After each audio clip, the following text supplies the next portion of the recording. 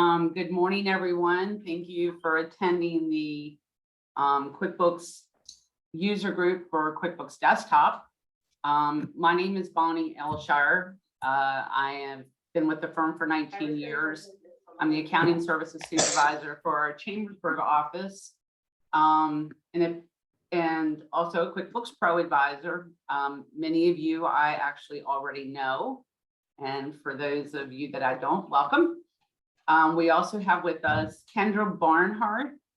Kendra has been with the firm about 1.5 years now, very knowledgeable on QuickBooks. She's in the process of getting her certifications for both QuickBooks Desktop and online.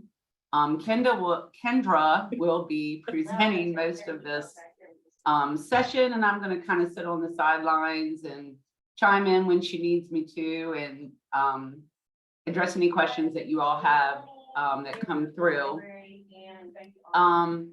So just as a note, we would ask that you if you would mute yourself, please, so that we don't get all the background noise. Also, there will be a survey at the end of this session for you to provide your feedback, if it was helpful or not. So please make sure that you fill out the surveys and submit those. We would greatly appreciate that. It helps us to tailor the next user group meeting and kind of fine tune the topics that we cover. So anyway, so I'm going to start this off since I've done the introduction, and I just wanted to, oh, one more thing, one more housekeeping thing so I don't get in trouble. If you submit a question, please submit your questions through the chat and include everyone. Don't just do it to myself or Kendra. Make sure that when you submit a question via chat, you do the chat to everyone.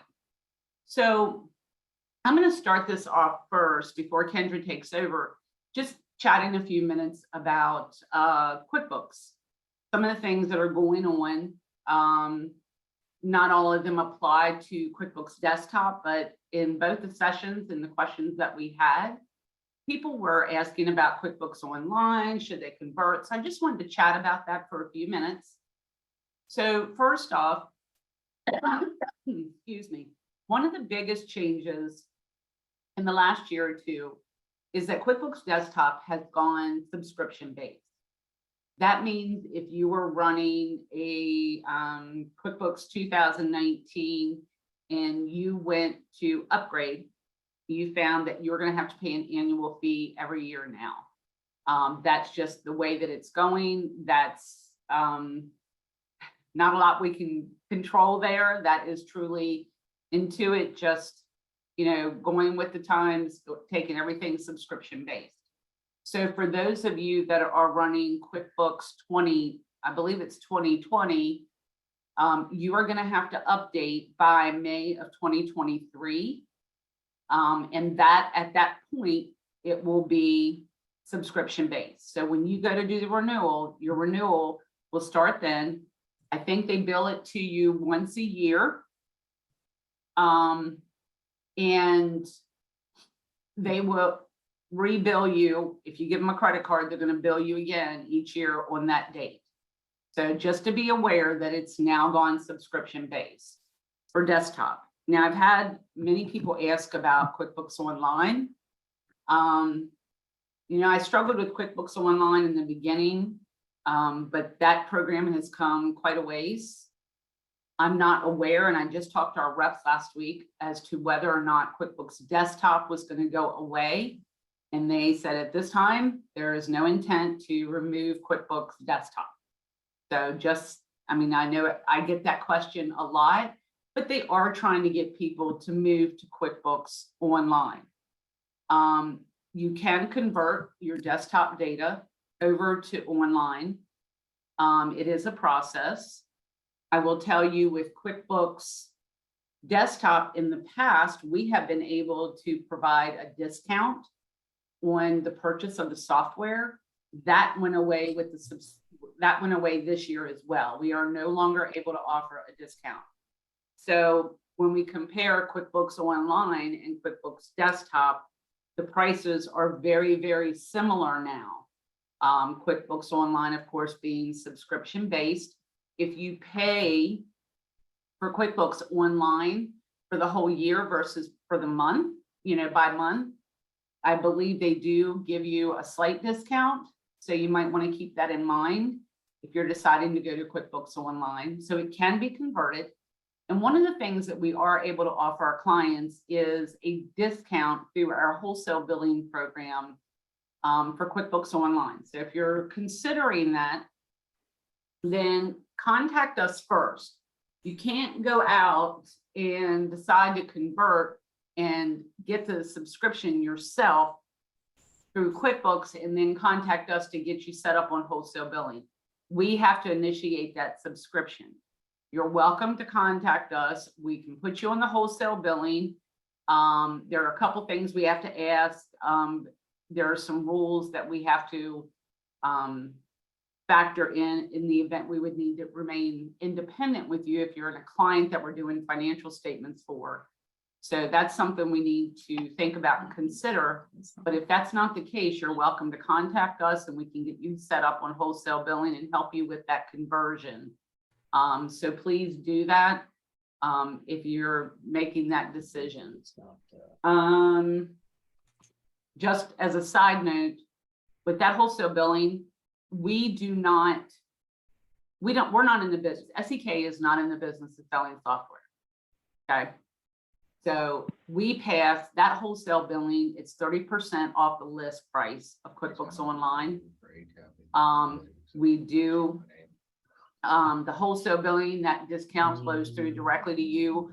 We will bill you for the software if you're on our wholesale billing account. We bill you for the subscription. Intuit or QuickBooks bills us and we pay that fee. We're just going to bill you for the direct cost to us. So just wanted to mention those few things. Kendra, did I miss anything on that? Not as far as I know, but there was a question that came in and I think we'll let you field this one because you may know this more about the online side. QuickBooks Online, better capability to do job costing. Yeah, I saw that down there. I just Yes, hadn't looked no. at it yet. I am not aware. I mean, my recommendation is if you're looking at QuickBooks Online to do job costing or inventory, those are the things that first, if you're doing inventory, you want to go with QuickBooks Online Advanced. That's similar to the enterprise solution for desktop. Those two programs, desktop enterprise and online advanced, are kind of one and the same creature. Don't not exactly alike, but for functionality they do similar. For job costing, you'd either have to go with advanced or you could go out and look at apps. And I hear this all the time when I talk to our reps, that apps are absolutely with QuickBooks Online the way to go to complement your online accounting experience. So if that didn't sound like a salesman. Yeah. So you can say it, you can tell I've heard that one a couple of times already. So QuickBooks, I mean, online is not bad. I will be honest, in the past 5 years, 8 years maybe, they have made great strides, great improvements in the program. It has come a long ways because I just wanted to, pull my hair out when I used to get online to try to do any work in the program. But now it's pretty nice. It's got some great features, the banking functionality within that to download banking transactions. I love that. It really reduces the amount of time that you guys have to do data entry. So that is phenomenal. I think Kendra would agree with me on that. So there are some perks. I like the 1099 processing in that program better than I do desktop, actually. And a couple of years back, I thought I would never say that I like something in online better than I do desktop. So just being honest. So yeah. Okay, we got another question that came through. We're using desktop for nonprofit. Will that change with the subscription process in May of 2023?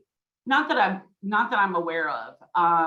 QuickBooks Desktop still has the various versions, you know, like contractor, desktop, contractor, nonprofit, retail, and it's simply different reports and how the verbiage within the program. You know, for a nonprofit, it's referred to as donors, I believe, rather than customers. And then you have some specific nonprofit reports that they give you. So just keep in mind that that's mostly the verbiage in there and the reports. I'm not aware that they've taken out any of the specific versions with the subscription process. So no, you should still have the same functionality.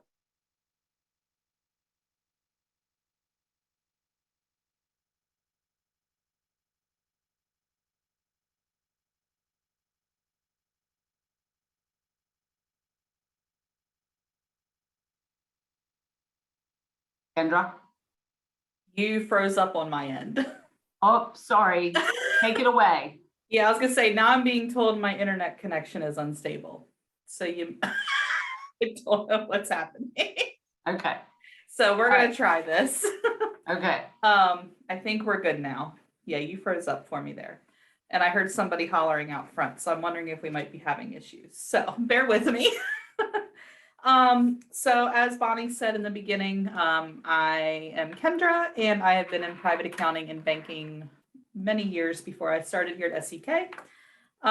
We did go through everybody's questions that they submitted, and we believe we have hit everybody. If we do miss something, don't be afraid to ask us at the end, like we said in the chat.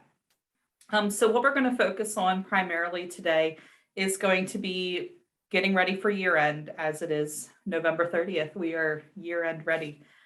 So I do have a sample file. So unfortunately, we are going to be a little bit limited here on what we can show you, but I believe I'm going to be able to at least give you an example of everything that we need to discuss. So we're going to start with setting up a closing date for your file. This is primarily useful whenever you have multiple people in the same file, and you send everything over, send your final numbers to your accountant, and you don't want anything to change for 2022. How we are going to do that is we are going to come up here into company, and then quite simply, we're just going to set the closing date. That will bring up here your preferences tab. And this is also where you can go in and make many, many changes to your file. But like I said, we're just going to focus on closing date. So down here at the bottom, date through which books are closed. Obviously, nothing is set yet. So again, like I said, this is useful in once you have sent your numbers over to your accountant. Then if somebody were to go in and try to enter an invoice or enter a payment or enter a bill, QuickBooks will not let them.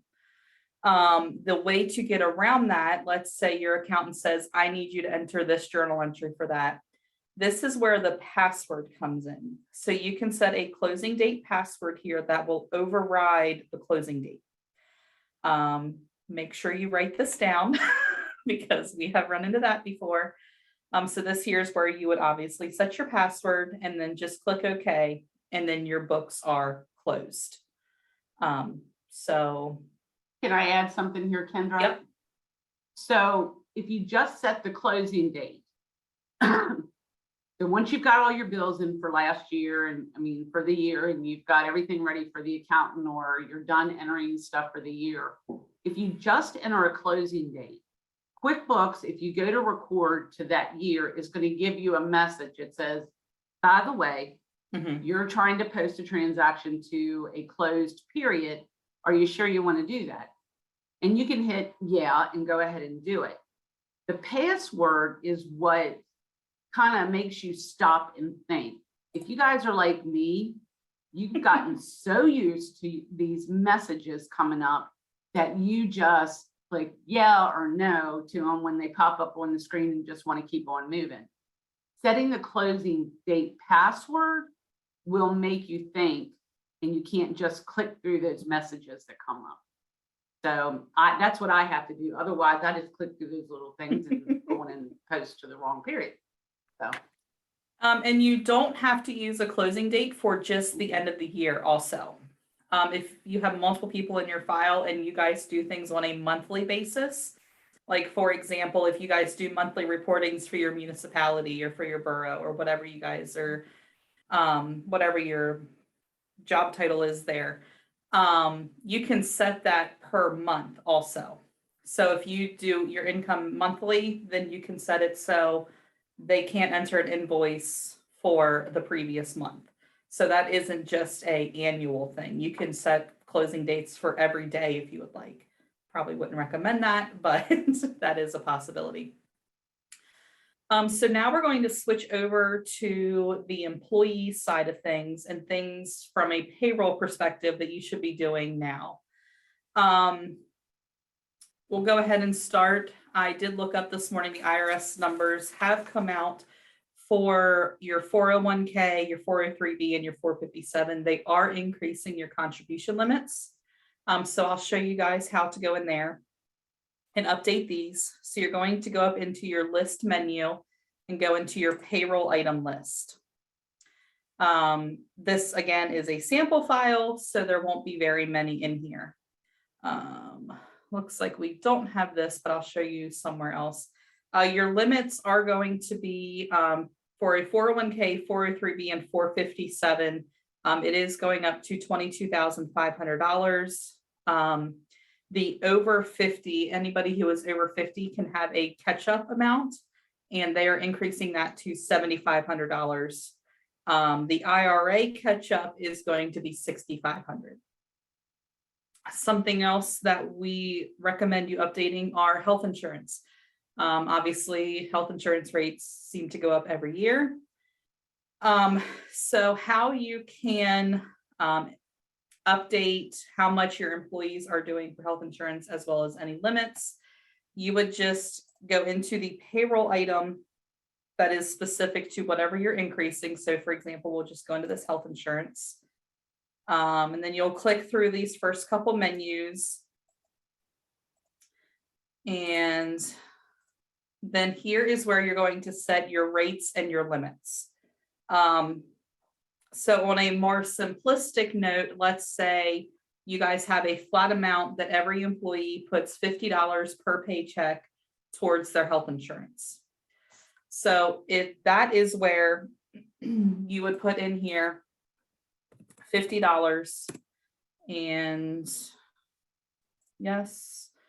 And then let's say you also set a limit, like if you guys are on a bi-weekly schedule or semi-monthly, you only want to charge them the $1,200 or the $1,000, whatever that limit may be. That is where you would set your limit here. So if this was your 401k payroll item, this here is where you would put that $22,500. Limits are generally more used whenever something is a percentage, such as a 401k. That way you personally don't have to keep track of that. So all that being said, this payroll item here will update for every employee. Kendra, If you, yep. don't click cancel yet. Too slow. What's that? Go back. There you go. So just be aware in that default rate field. Yes, that if especially with like your 401k and those types of withholdings, if you're entering a percentage, make absolutely certain, and it tells you here, but again, I kind of get blinded in here when I start doing stuff. Make sure you are putting the percentage sign. I can tell you a situation where we've had this is somebody, oh, what was it? It was local. They put like the local rate was 1.7%. The client did not put the percent sign after it. So the only thing it was withholding was $1.70. So if you're putting a percentage in here, make sure that percent sign is accurate. Okay? Before I leave this item or the payroll items list, now is also the time to be getting your unemployment rate for next year. I have not gone out and checked the unemployment website, but I believe at least in the next 2 weeks, at least for Pennsylvania, you should be able to go in and get your new rate. So where you would update in that is obviously we're not in California, but beauty of sample files here. We will come in here and you can actually enter your rates for the following year. Unfortunately, this file is for the year 2023. So your file will say for the year, well, actually, no, 2023 is next year. So you can go ahead and update all of these rates, and QuickBooks will be smart enough to not start that new rate until the new year. So don't worry, you'll still be paying your 2022 rate up until 12/31, and then QuickBooks will automatically convert that after 2023. So that, I think that was all that I wanted to show you in the payroll item list. Also, just so everyone is aware, the Social Security limit is increasing for 2023. Nothing you need to do in QuickBooks on your payroll side of things, that rate, because that is for everyone. That's one of those rate or limits that will update with your payroll updates. Make sure you're doing payroll updates Before you process payroll. Yes, because I can tell you, we've had a couple clients that didn't do the update. I'll get it next time. I'm guilty as well. Trying to get in and do something and move on with the next task. So make sure you are doing your payroll updates before every payroll, just to be safe. Because we've had instances where we've got that panicked call where none of the taxes were withheld from any of the employees. Luckily, in most cases, we catch it before they've already sent direct deposit or printed the paychecks. But doing that payroll update will help with that. Otherwise, you have to go back and delete the checks and start payroll all over again. It is much faster to do the payroll update than to fix all the problems. Agreed. Can guarantee. Yes. So the payroll item list is when you want to make a more general company-wide update. Now I'm going to show you how to make individual updates here. So let's just go into one of our employees. And most of what I'm going to be showing you is going to be in this payroll info tab. I will note here though quickly, now is also the time to make sure you have everybody's social security numbers right, everybody's address is correct. It will make your W-2 processing much, much simpler and faster. So we're going to go here into the payroll info. And this here is where we can make those changes to either your health insurance, your 401k information. So your amount column is going to be what is on each paycheck. And then obviously your limit is going to be your annual limit. So in your payroll item list is where you're going to put for your 401k, the $22,500. If you have employees who are over 50 who are going to be taking advantage of the catch-up rate, this is where you can go in and increase their individual limit. So anything that you put in this box in the employee will override what was in the payroll item list. Hey, Kendra. Yep. We have a question. We're going to from a traditional pension plan to a 401A into 457 plan beginning 1/1/23. Is there a specific list item to set this up? So there will not be, I don't believe there will be a specific item already in there defaulted. How you would add this is we'll just go back here into our payroll item list. Oh, wrong item list. list payroll item. To add this, you will come down here to the bottom where it says payroll item. Is it not going to let me add a new one since I'm in a sample file? No, it'll let you, should. Doesn't want me to. Try right clicking.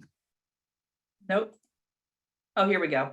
So I don't know why it's not letting me do this, but you can click this little down arrow and it should come up as a new, or it looks like you can right click and hit new. Don't know what's going on there. I would recommend doing the custom setup. It still will walk you through. The easy setup doesn't always let you do what you want to do. So you'll come up here to the custom setup. And then you'll just go through your list here. So obviously you will pick this deduction. It lists all the different areas here. Enter in your name for whatever you want the plan to be called.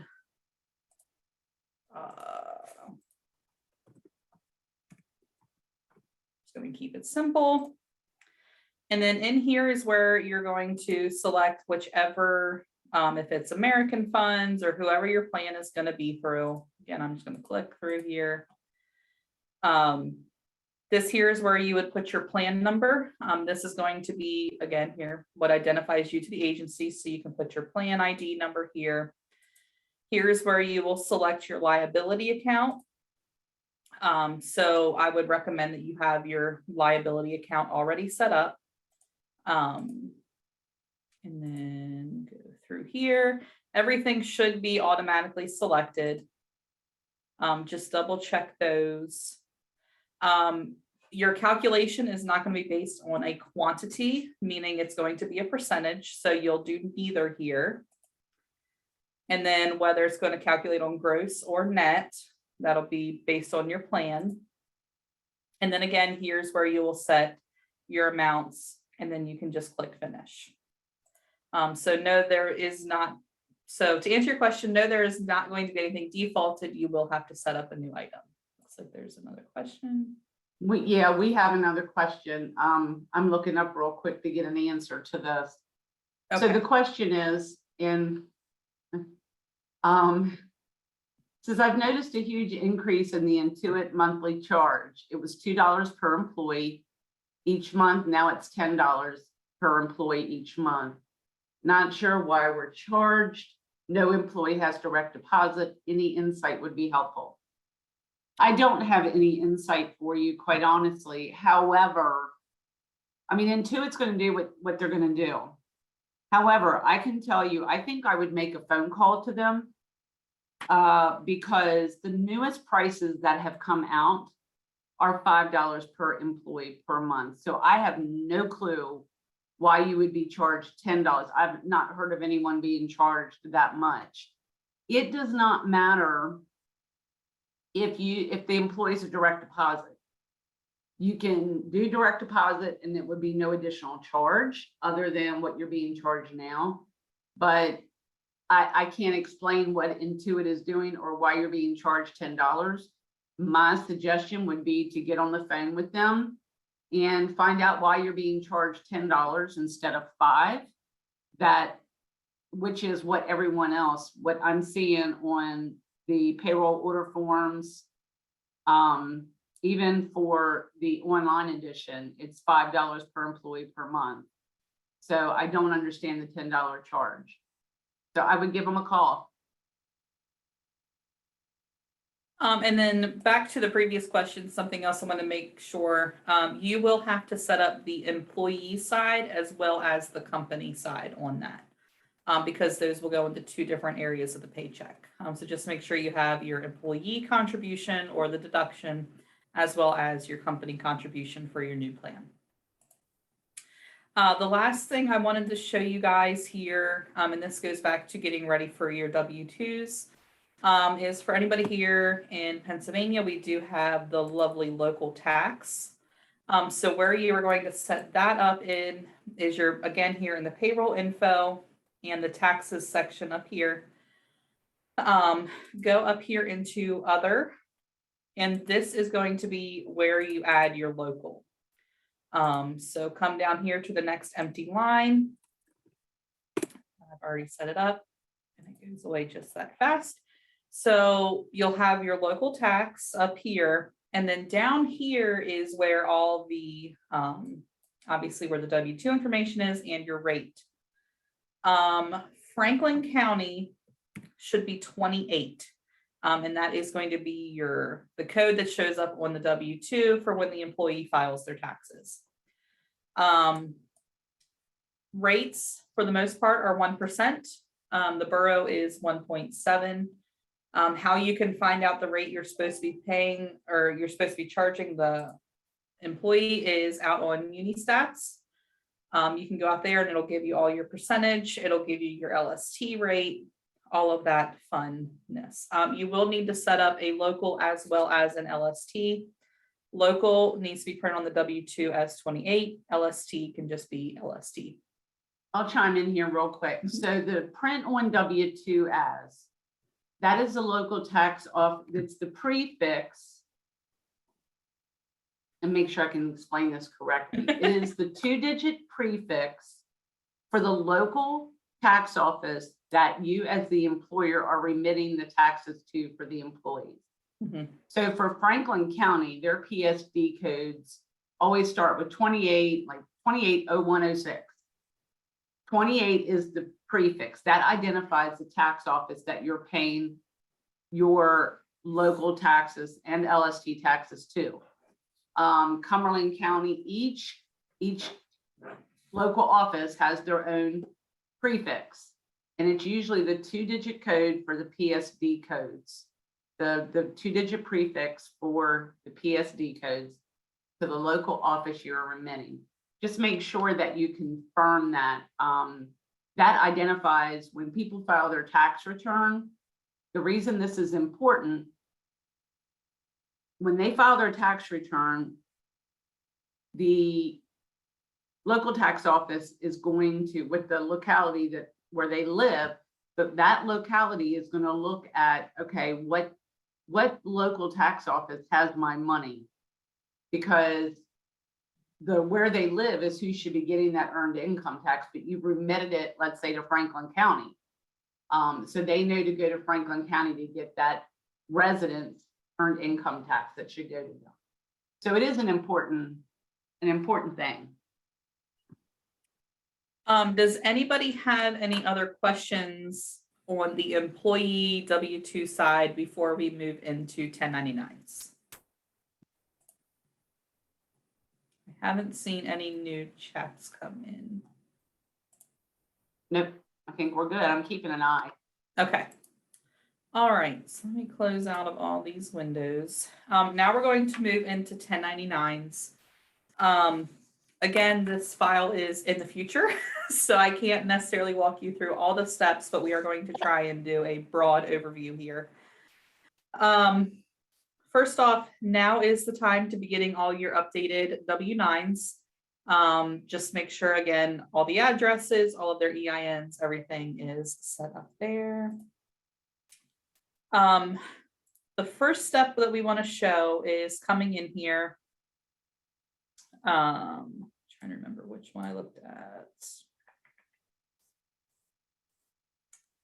So this one here is a subcontractor for this sample file. You're going to come over here into tax settings. Here is where you can enter either their EIN or their social security number, and then check this vendor eligible for 1099. When you do this, this will help it automatically come over into the 1099 wizard. It will show up on your 1099 reports. It'll just make your end of the year process a lot more streamlined. So now this is a time where you can be going through here.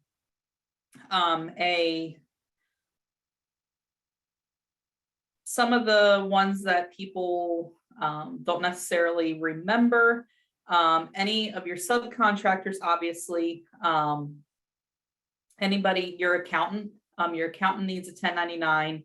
Landscapers, any vets or doctors, they all get 1099s. Essentially any professional service that you receive will get a 1099. Janitorial is one that people forget. Yes, janitorial. Janitorial auto or vehicle repairs and Mhm. maintenance. There was another one I was thinking of, printing. Oh, yeah, like professional print services. Yes, Yeah, so all of those people will get the NECs. And then the miscellaneous 1099s, that is primarily going to be anybody you pay rent to. So landlords, if you have another piece of property that you use for storage, they get a 1099. So again, now is the time to be going through and putting in all your EINs and just making sure that this vendor eligible for 1099 is checked. So let me get this thing to go away. Let me get this checked. Electric company, it'll depend on what service they're giving you. If you're buying products from them, but if they're actually coming out and working at your location, yes. Correct, Bonnie?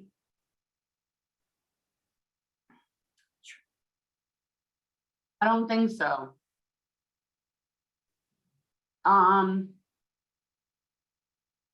Where's Mandy when you need her? I know. We do miss Mandy. She is still with us. She's Yeah. just not on this call. Mandy is our 1099 guru. Yes, she is inundated with 1099s. Electric companies, I mean, they're providing electric service. But that's a utility, so I don't think it applies. I've not working just the monthly bills for electric, gas, for heating. So no, that would be a utility. Yes, so no. No. Your utilities, no, that's, even though it's a service, it's actually a utility. They're not actually coming out and doing physical. It's not a physical service that they're providing you, if that makes sense. So, and then we had another question that, let me look back here. S Corp or C Corp, only 600 or above. So S Corp and C Corps, if a company is incorporated, they do not get a 1099 except for attorneys. And I think it still applies to vets as well. And yes, it's anything $600 and up. So that W-9 that you get or that you request is what's going to give you the information that you need to know. If they're an S Corp or C Corp, you don't have to worry about issuing a 1099 to them unless it is an attorney or a vet. There are some other things that apply, and I would recommend going out to the IRS website. They have a good resource out there for 1099 information. So I would check with them. But yes, it is anything 600 or above. So, but the W-9 that people fill out and give you is gonna also include what type of entity it is. If it's a sole proprietor, single member LLC, whatever the business entity structure is. So, the Bonnie in my brain is coming out here. Bonnie always tells her clients, yeah, that's sometimes scary. One way to ensure you're getting your W-9s is withhold payment. Say, I am not going to pay you until I have an updated W-9. It takes them seconds to fill out. Most people, their accountant probably has one saved on their desktop. Give them a call, say, I would love to send you your check, but I'm going to need a W-9 first. That'll usually get it from them. I have to add in there. First off, I'll take that as a compliment. If you should. You remembered that. Yes. So, and I'll elaborate here a little bit. Not only should you be getting a W-9, but if you've got people providing a service such as janitors, contractors that are coming in and doing repairs and maintenance on your building and so forth, I would strongly recommend getting a certificate of insurance from them as well, because you will need them when you get your workers' comp audit or your workers' comp audit at the end of each policy year. If they don't have, if you've got somebody coming in doing work for you, such as putting a roof on or providing a hauling service or whatever the case may be, if they don't give you a certificate of insurance, then workers' comp is going to make you cover the fees that you paid them. So they're going to back charge you for that. So a W-9 and a certificate of insurance is always a good rule of thumb, in my opinion. And I come from years of private accounting, and which is the only reason I really know that. So we do have a couple questions. What about health, vision, and dental? No, that's insurance. So no, they would not get a 1099. Catering, I believe does. I would say that would be, because Yeah, they're 'cause that is providing a you a service. service. But again, you can always refer to the IRS website for clarification. But I don't want to stop right now and go out and research, but I'm pretty sure catering probably does. So now we'll get into the actual processing of the W-9s, of the 1099s.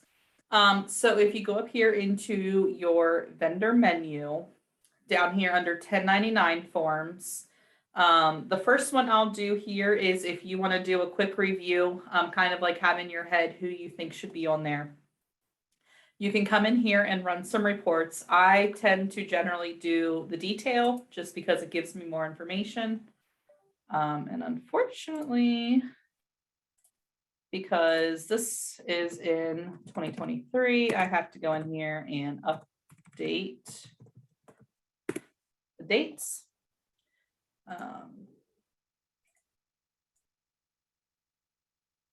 Why is nothing coming up? It just worked for me. Do all vendors, all allowed accounts? There you go. Yeah. Just to get something to populate. Yeah. So this here will provide you, again, this is the detailed version. So this here you can actually go through and see, and this is a good way to just kind of double check to make sure that all the invoices in here are truly going to be for a 1099. So here you can see in the account, all of these were charged to subcontractor. This is a way that you can look and see, let's say this Holly Heating and Electric. For example, if you were a like also a product or service-based company and you just bought parts from them for Holly Heating and Electric that you were going to sell to one of your clients, this is where you can go in and kind of see, oh, wait, this $3 bill probably isn't going to be needed to be included on the 1099. So this is a way you can just kind of go in and double check everything, make sure everything was submitted correctly. Like obviously here, this account says job materials. So if you were buying something from them that you ended up giving resold, I don't know what the correct English word there is, but this would not need to be included on their 1099. So you can go in and make that correction. Can you remove?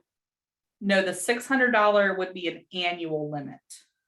So if you had $1,200 invoices, those would all need to be included on their W-9. So it's not $600 per invoice, it's $600 of an annual limit.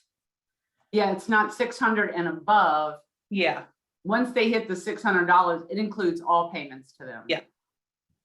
So even if it's $50 a week, they still need to receive their 1099 for that full amount.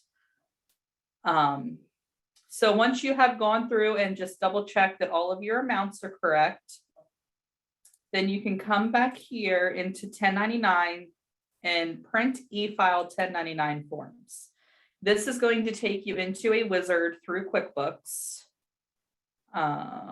Before you prepare, again, you can map an account. This is just QuickBooks way of telling you everything that we have just told you. So then it's going to bring up this wizard box. I'm not sure how far I'm going to be able to get through here, so bear with us, especially with it being a 2023 file. We'll just go ahead and get started with the non-employee.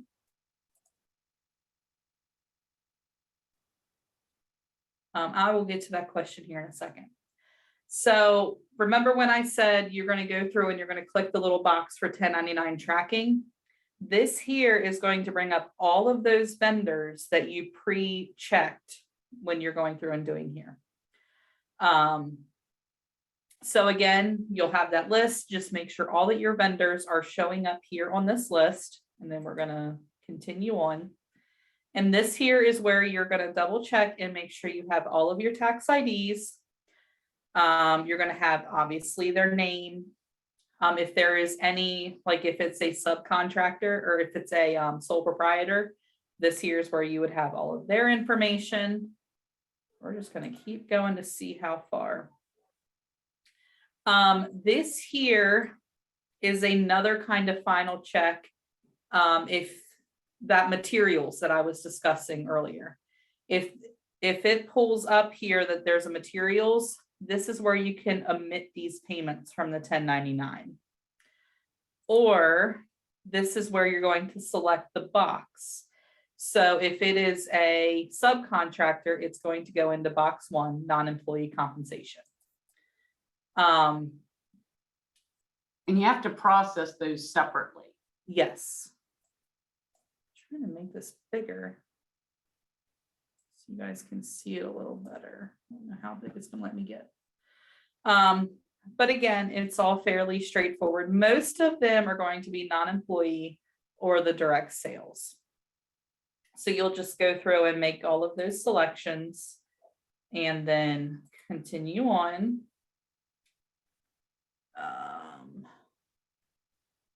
I would always suggest to view the detail just in case. It would be much more time efficient to review the details now versus after you printed them and having to reprint. So once you make all of those, again, continue. And this here is going to be confirm your 1099 entries. It's going to show you all of your amounts, all of your vendors. I can't believe it's letting us go this far. And here is where you can either print or e-file your 1099s. One thing we do like to always say, you do not have to buy your 1099s from QuickBooks or Intuit. You're going to pay a lot more. You can go over to Staples, any office supply store, and buy your 1099 forms there. You can also, yep. You can also order from irs.gov. Yes. And there is no cost. But if you're going to do that, go ahead and get ordered what you're going to need. Because, well, with the mail service and it's the IRS you're dealing with here. So I would suggest doing that after this user group. Correct. Because we're down to 2 months, believe it or not. Does anybody have any questions on the 1099s? If a contractor is under 600, no, they do not need a 1099. Can you take off? Oh, I was reading that question. So I'll chime in on this next one. What can you take off? Supplies they bought, charge you, and then you reimburse. So just an explanation here.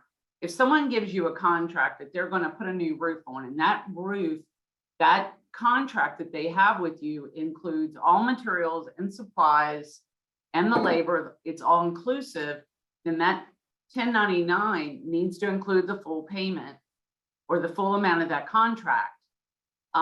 If you go to have a vehicle worked on, you purchase tires, but then you have them install them. If their invoice splits out the tire from the labor, then by all means you have to post it to another account.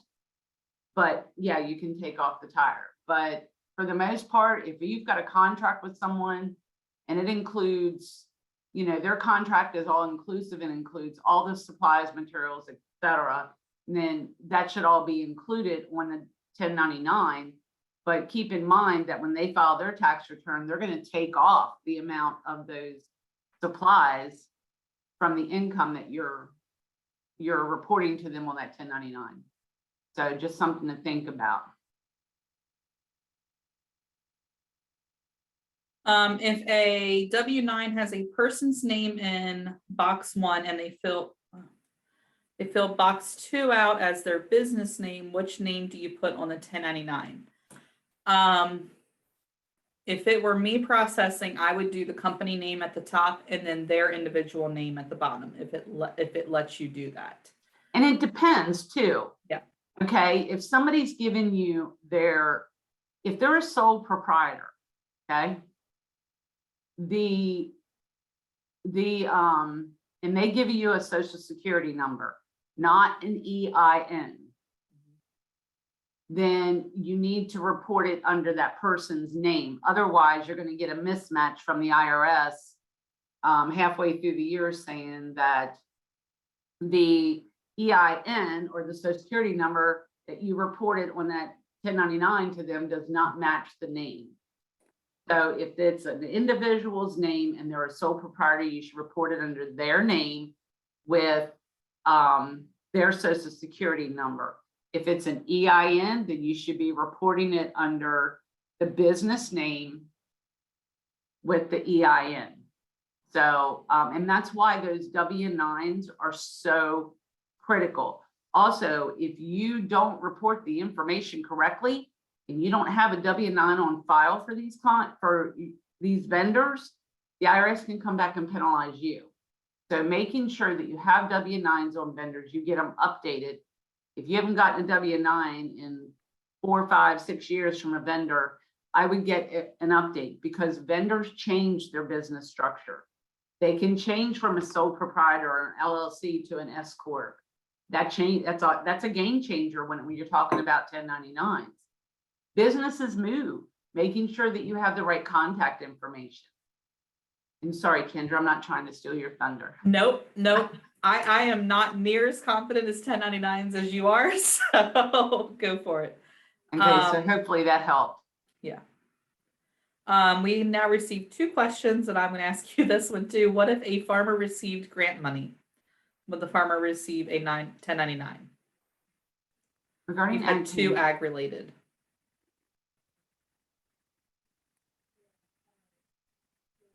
Okay. Whoa. Regarding ag payments for projects completed, do we still need to handwrite these 1099s to the farmers? Government payments. I'm gonna say probably, but it's something that you're gonna need to go out and look on the IRS website for. I don't. Bonnie. It's Taylor. Wade. I work for London County Conservation District. We had to get W-9s from all of our farmers that we had projects from because we were told we were going to have to do 1099s for them. okay. Awesome. Thanks, Taylor. Yeah. This is why these user groups work. Yes. folks. This is I was when gonna they're say awesome. I don't deal with nonprofits or government or ag near enough to know these. Scholarships given from a nonprofit. I don't know the answer to that I one. believe, if I remember correctly from my research, so double check me on this. I believe they get a miscellaneous 1099. And you are probably correct. Yeah. Now that I think about it, I think it does list scholarships. And we can go back and look at and that's for Taylor. But we can go back and look at the rules for the 1099 miscellaneous, not the NEC. And that should clarify. So I want to try and get I'm sorry, I'm stealing the microphone. That's okay. I want to try and get a social security number from these high school kids. Because that's what the scholarships are for. Oh, goodness. That's a good one. You know, it's not a payment for a service. And I know of other nonprofits that have done scholarships and the 1099s have not been issued for them. I know specifically for scholarships. And these are to students. I don't think so, but Taylor, I'm going to have to look and I will send you an email about it. Is that okay? Yeah, that works. Thank you. Okay, sorry, I just want to make sure before I guide you either way. Okay. Let me see, a Maryland contractor, sole proprietor, paid by a PA business. Annual earnings over 5,000 have to have PA withholding and paid to PA and report it on 1099 NEC. Y'all are coming up with some hard questions. Yeah, no today. Paid by a PA business, annual earnings over 5,000 have to have PA withholding. I'd almost say yes on that, Lisa. Lisa's having fun throwing these questions at us. Lisa used to work for us. She's She's doing like, this let's on see if we purpose. can stump them today. Yeah, I do think that's going to be the case. You're going to have backup withholding on that. But we can check. I'm trying to make a note of this too, sorry. And, okay. All right. What if a farmer received a grant money? Would the farmer need a 1099? I do believe that is correct. And I believe that would be a miscellaneous 1099, Yes. not Yes. a NEC 1099. Okay, Janice, I'm running a company file for a PA local government entity, a township. Been using enhanced payroll with direct deposit since 2011. Recently have been asked by Intuit to update company principal. Oh, bless your heart. To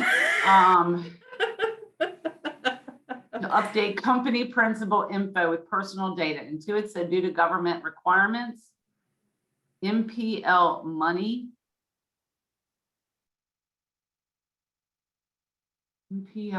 processing license.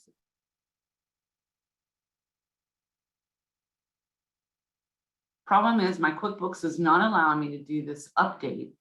I get a 40001 error when I try to send direct deposit. I'm getting an error message.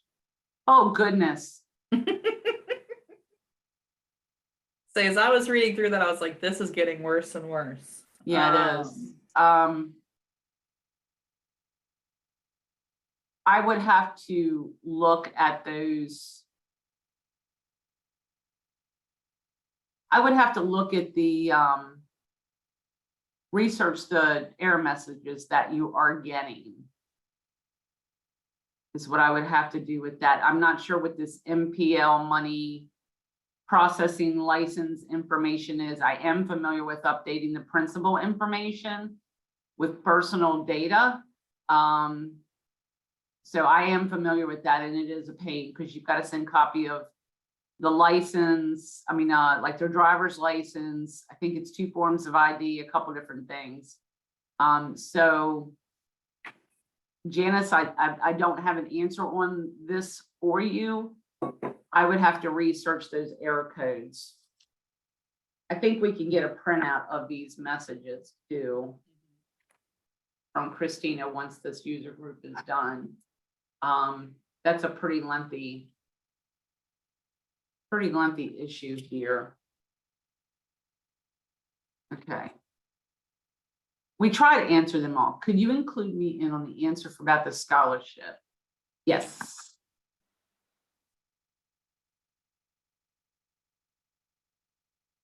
I can. Started a few years ago. Okay. Janice, if you go to the Intuit question answer form, this apparently has been a problem since May of 2022 with many users. Nice. And no solution. Let me see what I can find out from our rep. Please include me on the scholarship answer as well. Wow. Okay. You guys are giving out a lot of scholarships this year. Yeah, there's a whole bunch of them. Okay. Yeah, a whole lot of people want to be included on that. Well, it's nice to see that scholarships are being issued. That's a good thing. Okay. All right. And So another I one. think we're up to date on the, oh, got another one. Okay, we'll include Richard as well. And Sherry. I think maybe we'll just include everyone. That might be the easiest. Okay, Kendra, you're up. All right, so the next thing we want to go over, and now we're kind of getting into a lot of your all's questions. One of the things that was mentioned was applying uncleared credits or anything like that to clients. So I did go in and create a credit for a customer here. Kendra. And I did this one just because he only had one thing in here before I wanted to. So we're going to try and keep it simple. So here. So this customer here had an invoice for $4,223. I went in and created a credit of $750. One of the easiest ways to apply this credit is to go into the invoice. And then up here at the top, it has apply credits. So that will open up this little wizard box. And here's the credit that we entered. Just hit done. You're about to transfer credits. Yes. So now here, it'll show down here as your payments applied, $750, and it decreased his balance due. So what I would suggest this time of year is anytime that you create an invoice for a customer, go up here to your apply credits and just see if there is anything out here available.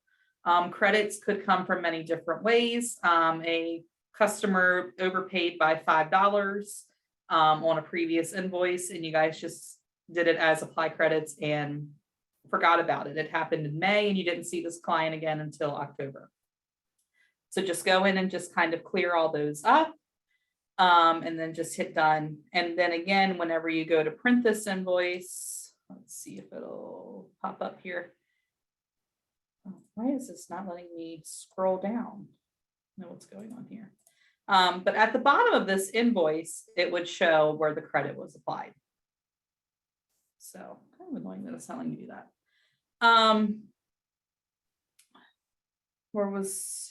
Another important thing to do this time of year is whenever you are running your bank reconciliations, look for stale dated checks, look for deposits that are sitting out there that haven't been cleared.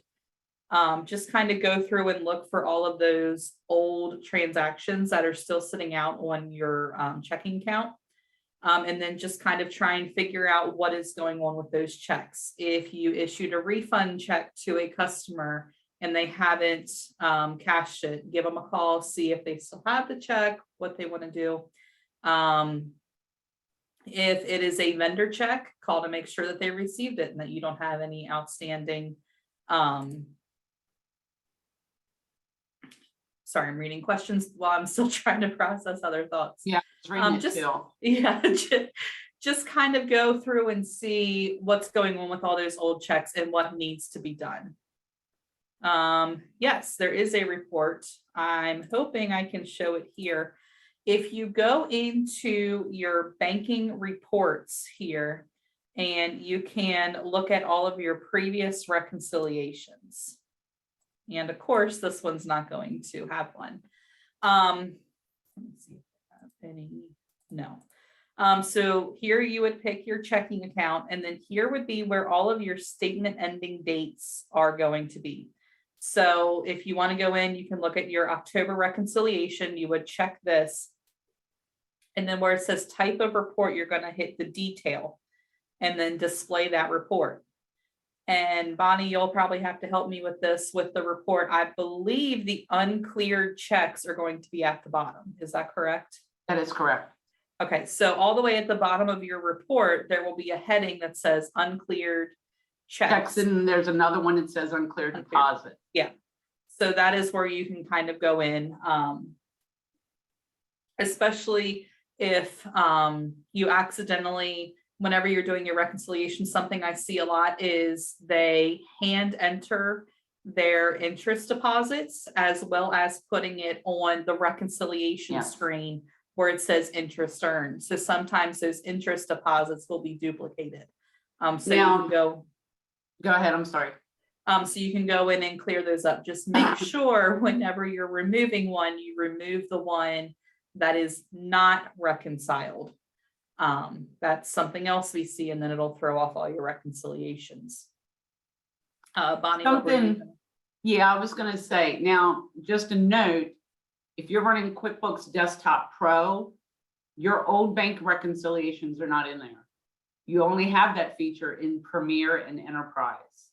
So my suggestion is, first, always print off your bank reconciliation report at the end of each bank rec, because if you're running QuickBooks Pro, because you do not have the reports once you start the next bank rec.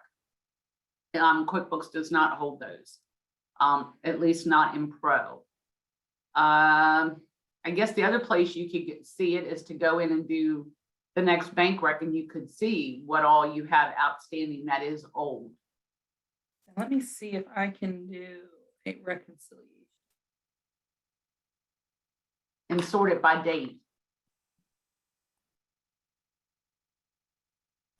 Yeah, so here is where you can sort it by date. This probably already is, yeah. So if you had a check from May, it would be here at the top of the list. And that's kind of also where you can see that. Here. Back up to Ashley's question, where can you create a credit? There's a couple different ways credits can be created. Whenever you receive a payment, like I said, and if the customer pays too much. Let me see if I can do that here quickly. So let's say Mr. Hendro here, he pays $34.75. Down here at the bottom where it shows the overpayment, you can leave the credit to be used later. So if you leave that selected, it will create the credit, or you can refund the amount to the customer and cut them a check. Another way, go away, clear. Another way is either here from the customer center, you can create credit memos, or if you like to use your home page, you can also go down here to create refunds and credits. Takes you to the same place, multiple different ways to get to the same. And then it's essentially just like creating an invoice, except it's going to be for a credit. And it's the same thing on the vendor side as well. Is there any other questions with either old stale dated checks or credits for customers and vendors? Okay, I think we're doing good on time also. The next thing that was brought up in the questions was budgets. Obviously, again, end of year, that's something else everybody's looking at. Budgets in QuickBooks are driven off of your chart of accounts. So one of the questions was adding and deleting lines from the budget. The best way to add a line to a budget is to create a new account on your chart of accounts. So the budget is basically going off of your P&L is what it's looking at. So if you want to add a different expense account, let's say you wanted to break out one of your repairs and maintenance, that is where you can add that budget line. So the account will still show up on your budget, even if it has not been used. So that's kind of the beauty. How to remove a line from the budget, just don't put anything in the budget in that line. Or make that account inactive. Or make the account inactive too. Or you can put zeros all the way across, but the only way to do that is to make the account inactive or set up a new account. So the best way to get to the budget is go up to your company and then go to planning and budget and then set up budgets. So this budget had already been created. And I don't think it's gonna let me add a new one for next year. It might. Say, because normally it comes up. Yeah, normally there would be a wizard box that pops up that says, do you want to view a previous budget or create a new? And you can. Yeah, it's not gonna, yeah. Yeah, it won't let me do that here. So whenever you click the set up budgets, another wizard box, for lack of better terms, will pop up and it'll let you either view an existing or create a new. So unfortunately, again, sample file restrictions here. We can only show you this. There are a couple different ways to do this, to do a budget. You can either do it monthly, which is how this one here is set up, or you can just create an annual and you can either put it in January or you can put it over in December. I would always suggest December. That way, whenever you're doing year-to-date budgets, everything will come up there as an annual number. Is there any other questions regarding budgets? Okay, I think we're good there. Haven't had any pop up.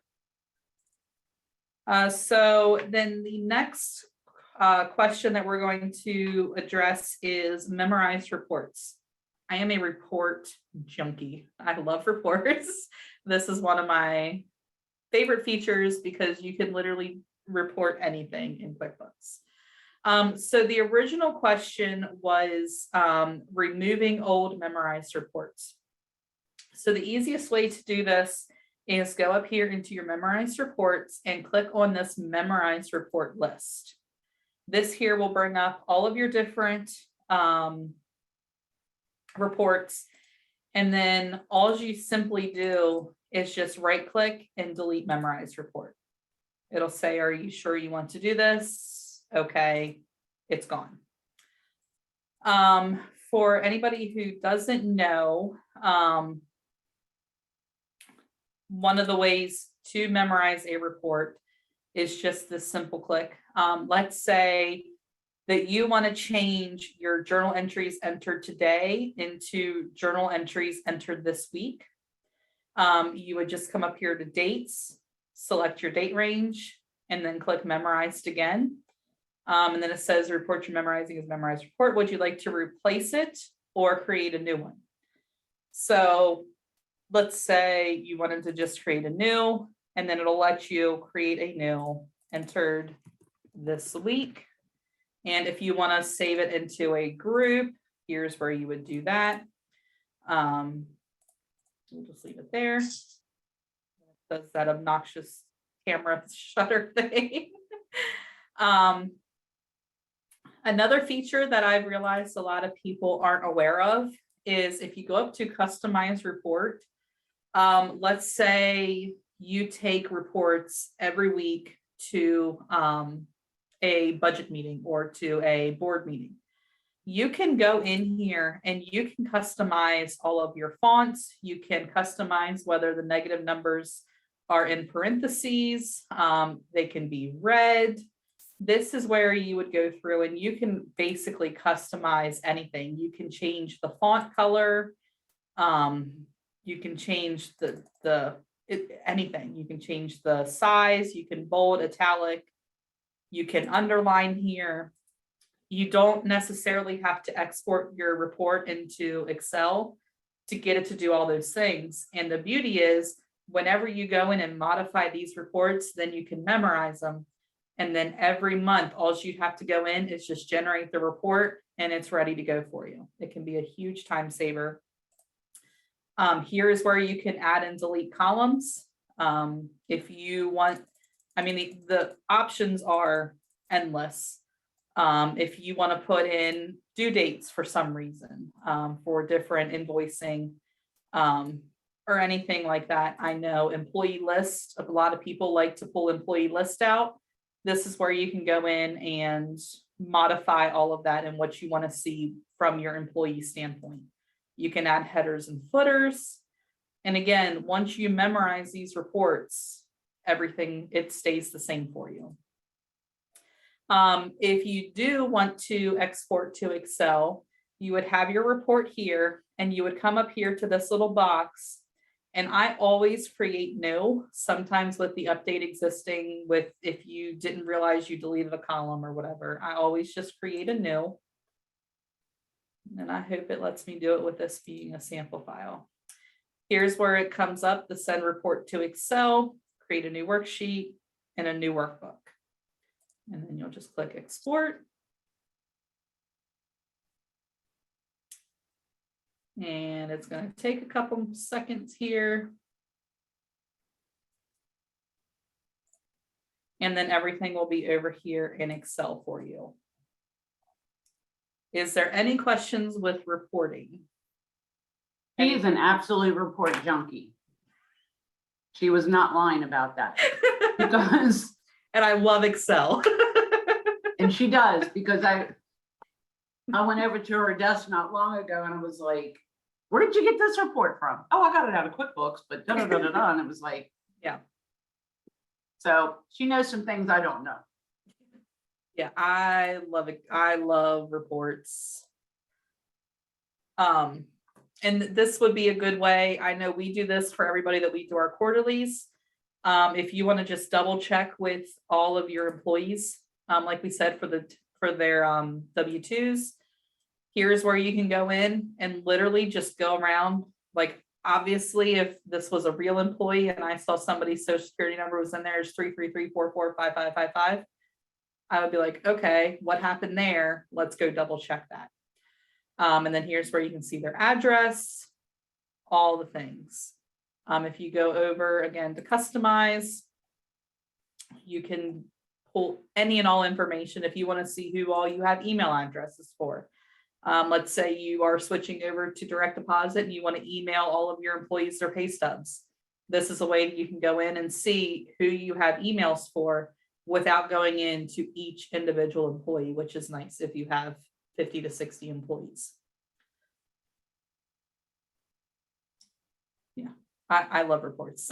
You guys need reports done, just give me a call. She is a nerd.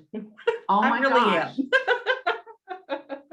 And it's a good way to check your, pull up your balance sheet, check your end of year numbers.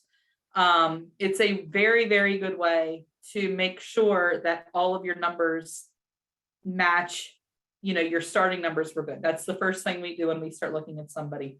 Pull up their previous year balance sheet, make sure all those numbers match. Okay. So, Any tips? We have a question. Yep.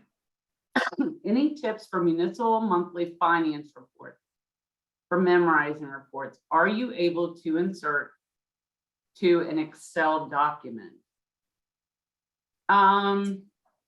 So one of the options is you can, whenever the box pops up here, you can, in an existing workbook.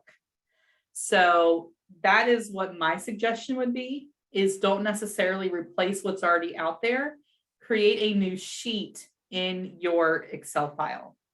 I don't want to bring up any client information, but here is where you would go out onto your server or your database here and find the workbook that you want to update. And then it's a lot easier to just update that Excel sheet without replacing it. Again, sometimes things get a little wonky whenever you're trying to replace that workbook or update the existing. Like, somebody went in and added a line and you didn't realize it, or you're using an account that you haven't used yet in that year. It will kind of throw some things off. So that would be my suggestion there. It's not really conducive to just throw all those numbers in there. I will say Kendra and I both do reporting for municipalities.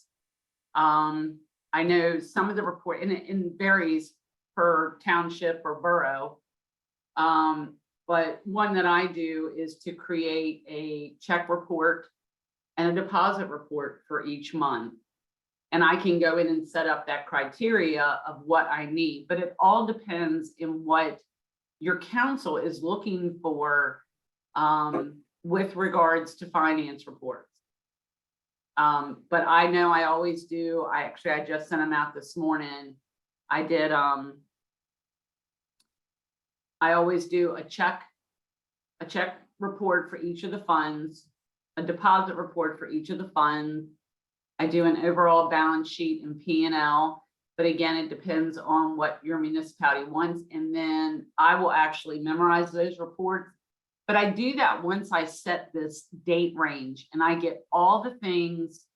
I will run the report and critique it. Making sure that I don't like to see red on reports, so I'll take out any red. I like my negative numbers to show in parentheses, not with a minus sign, because it catches your attention more. I like to make sure that if you go up to customize, Kendra. Yep. Get your finger out there. Okay, customize and go over to advanced down at the bottom. And I take out any of those non-zero rows just to clean your report up and get rid of all the gobbledygook. I mean, if it doesn't have a number in it, you don't need it. So those are the things. If I want, how I want the columns to show, yes.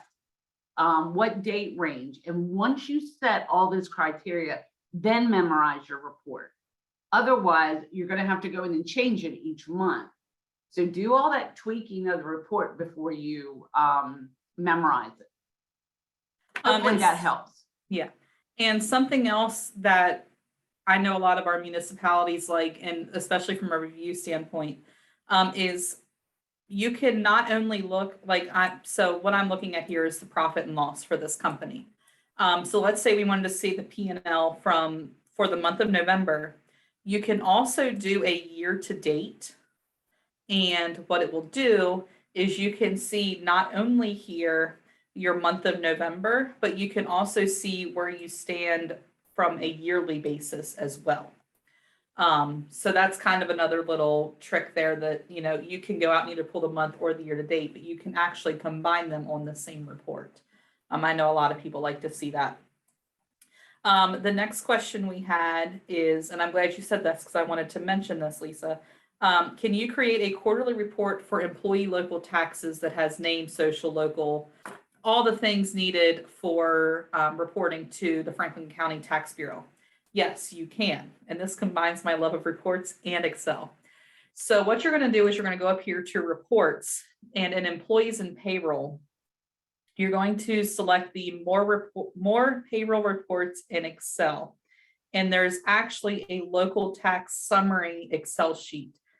I don't know if it's going to generate because there is no local for this sample file, but here is where you can select your last quarter, this quarter, and then just create, or you can do custom and you can enter your custom date range and then just click on create report.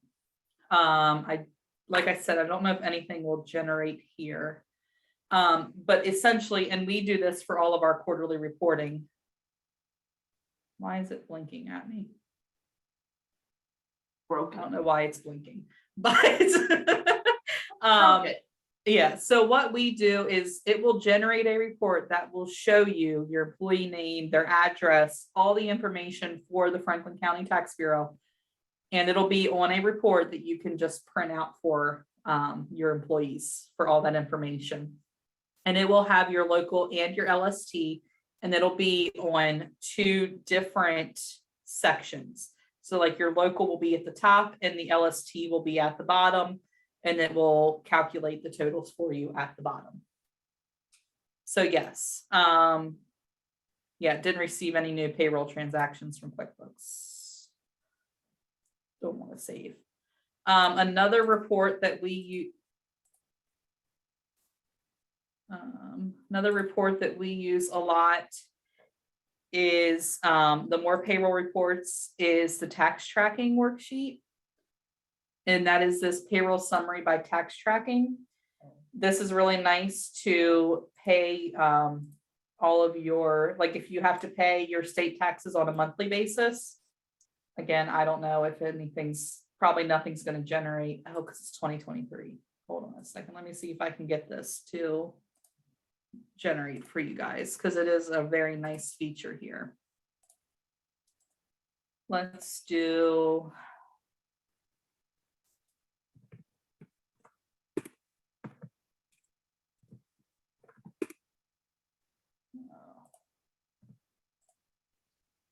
Hopefully they ran payroll in this file.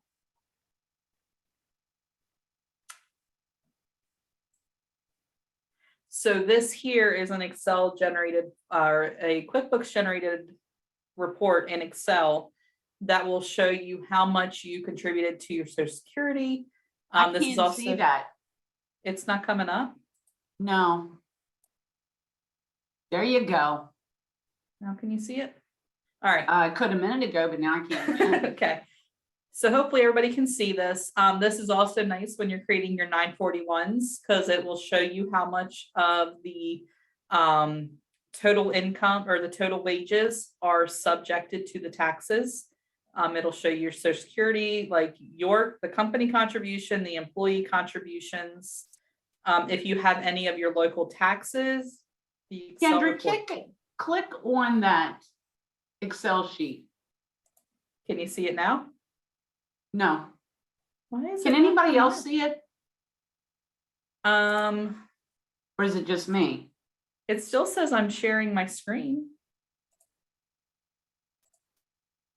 That is just the strangest thing. The Excel, nope, not seeing it. I wonder if I create it as a PDF. I don't know. Let me try to save it as a PDF and see. Just if I wanted to can make bring sure it maybe up. my vision wasn't going out. There you go. Is it back? Now I can see it.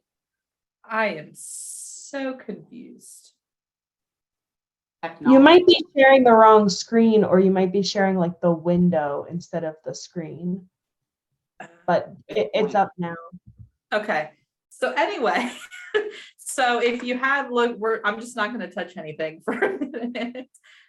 So if you have your local, it will show your local. If you have multiple states, it'll have a line for your PA income, your Maryland income, your West Virginia income, however many states, it'll break it down. So this is a very nice and useful tool. We use it for every client that we have that we do quarterlies from out of QuickBooks. It's just a very nice all-inclusive report that we use on the payroll side of things.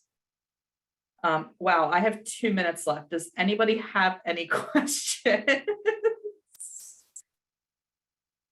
That's what you call good timing. I was gonna say.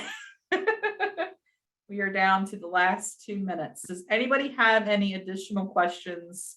I believe we hit everything that was submitted beforehand. Yeah.